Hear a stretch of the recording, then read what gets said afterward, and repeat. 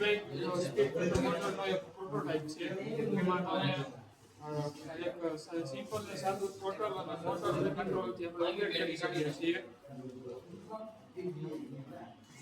આ સ્વિચ છે જેનાથી ઓન ઓફ થાય છે.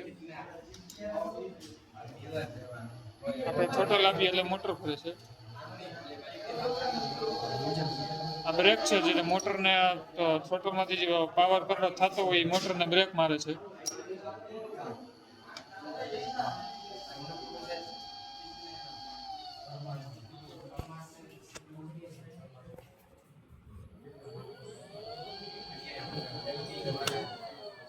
આ એનું મેઇન કંટ્રોલર છે. એમાંથી એમાંથી PWM સિંગલ જનરેટ થાય છે. જે કંટ્રોલરમાંથી મોટરમાં ટ્રાન્સફર થાય છે અને જે મોટર ફરે છે. બ્રેક કે PWM સિગ્નલને બ્લોક કરી છે જેનાથી મોટર બ્રેક લાગે છે અને મોટર સ્ટોપ થાય છે.